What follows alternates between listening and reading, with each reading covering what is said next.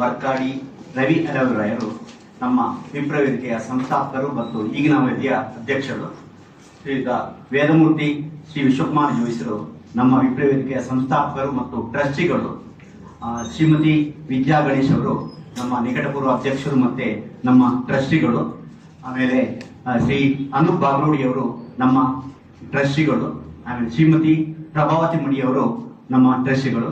ಆಮೇಲೆ ನಮ್ಮ ವಿಶ್ವೇಶ್ವರ ತೆಕ್ಕೆಕರೆಯವರು ಉಪಾಧ್ಯಕ್ಷರು ಮತ್ತು ಟ್ರಸ್ಟಿಗಳು.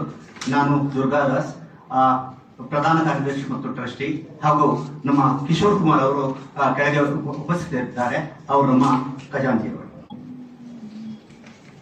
ಬ್ರಾಹ್ಮಣ ಸಮಾಜದ ಒಂದು ಒಗ್ಗೂಡುವಿಕೆಯ ಕಾರ್ಯವನ್ನು ನಾವು ಮಾಡ್ತಾ ಇದ್ದೇವೆ.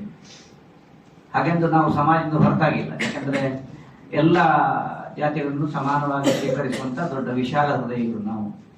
ಅದು ಜಗತ್ತಿಗೆ ಗೊತ್ತಿದೆ, ವೇದ ಕಾಲದಿಂದಲೂ ಹಾಗೆ ನಡೀತಾ ಇದೆ.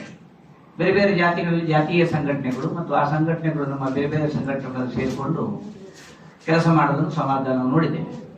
ನಮ್ಮ ಕೋಡಿಕಲ್ ಪರಿಸರದ ಒಂದಷ್ಟು ಮನೆಗಳನ್ನು ಜೊತೆ ಮಾಡಿಕೊಂಡು ಅವರ ಜೊತೆಯಲ್ಲಿ ನಾವು ಪ್ರತಿ ತಿಂಗಳ ಮೊದಲ ಭಾನುವಾರ ಸೇರುವಂತಹ ಒಂದು ಕಾರ್ಯಕ್ರಮವನ್ನು ಹಮ್ಮಿಕೊಂಡಿದ್ದೇವೆ. ಕೋಡಿಕಲ್ನ ಕೆರೆನಾಗಮನದ ಒಂದು ನಾಗಮಂಡಲದ ಸಂದರ್ಭದಲ್ಲಿ ನಾವು ಒಟ್ಟಾಗಿ ಅಲ್ಲಿ ಕೆಲಸ ಮಾಡುವಂತಹ ಪ್ರಯತ್ನವನ್ನು ಮಾಡಿದೆವು. ಆ ನಂತರ ನಮ್ಮ ಸಂಘಟನೆ ಬೆಳೆಯಿತು. ಧರ್ಮದರ್ಶಿ ಡಾಕ್ಟರ್ ಹರಿಕೃಷ್ಣಪ್ಪನವರವರು 10 ವರ್ಷಗಳ ಹಿಂದೆ ಈ ಸಂಸ್ಥೆಯನ್ನು ಉದ್ಘಾಟನೆ ಮಾಡಿದರು.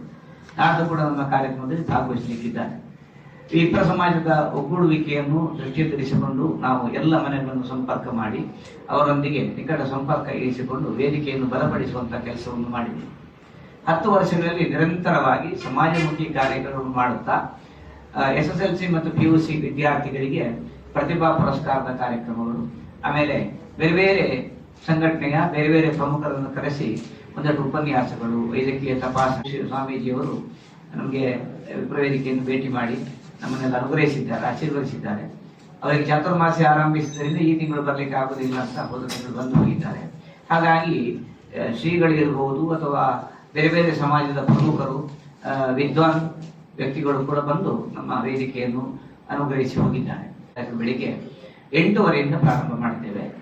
ಬೆಳಗಿನ ಉಪಹಾರ, ಮಧ್ಯಾಹ್ನದ ಊಟ, ಸಂಜೆ ಫಲಾಹಾರ ಎಲ್ಲ ಅಲ್ಲೇ ಇರ್ತದೆ. ನಿರಂತರ ಒಂದು ದಣಿವರಿಯದ ವಿಪ್ರಮನೆ ಅಂತ ನಾವು ಗೆಜೆಟ್ ಕೊಡ್ತೇವೆ. ಅಂದ್ರೆ ಎಲ್ಲಿ ವಿಶ್ರಾಂತಿ ಇಲ್ಲ. ಬೆಳಿಗ್ಗೆ 8:00 ಪ್ರಾರಂಭ ಆದ ಕಾರ್ಯಕ್ರಮ ಸುಮಾರು ಸಂಜೆ 7 ಗಂಟೆವರೆಗೆ ನಿರಂತರತೆಯನ್ನು ಉಳಿಸಿಕೊಂಡು ನಡೀತಾ ಇರ್ತದೆ.